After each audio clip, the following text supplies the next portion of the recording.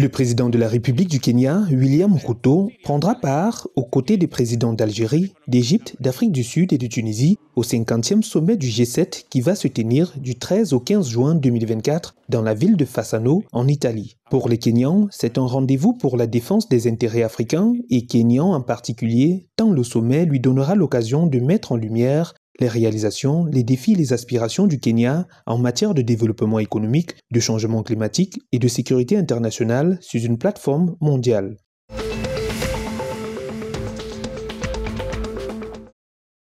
S'exprimant à l'Université aérospatiale de Corée dans la province des Gyeonggi, après avoir reçu un doctorat honoris causa, la présidente tanzanienne Samia Suluhu Hassan a présenté la vision de la Tanzanie pour une industrie aéronautique dynamique. Le secteur de l'aviation recèle un immense potentiel pour la Tanzanie. Notre vision est de réaliser une industrie aéronautique robuste qui devrait positionner le pays comme une destination privilégiée pour les investissements, le commerce et le tourisme, a-t-elle déclaré.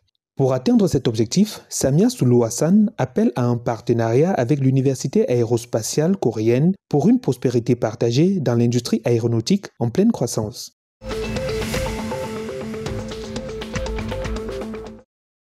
La Banque centrale du Congo a annoncé le renforcement de son dispositif d'encadrement du secteur des paiements dans le cadre des mesures visant à promouvoir l'utilisation du franc congolais et lutter contre la surutilisation des devises étrangères, comme c'est le cas actuellement. L'objectif est d'inciter les populations à utiliser davantage la monnaie nationale pour les paiements de biens et services, en particulier via les terminaux de paiement électronique TPE. La Banque centrale du Congo exige de toutes les institutions financières de reconfigurer leurs TPE, dont seuls 13% sur l'ensemble du territoire national sont configurés pour accepter le franc congolais pour qu'ils n'acceptent que la monnaie nationale. Cette mesure vise à stabiliser l'économie et réduire la dépendance aux devises étrangères.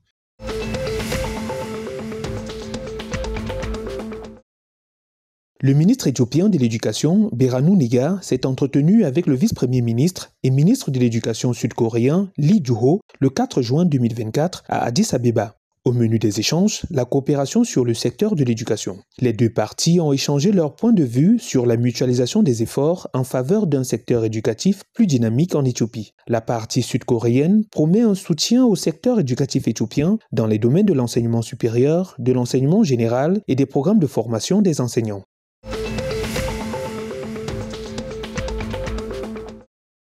L'annonce a été faite au cours d'une conférence de presse mardi 4 juin 2024 par de hauts fonctionnaires du ministère de la Jeunesse et des Sports. Le Soudan du Sud a achevé le projet de construction du stade national.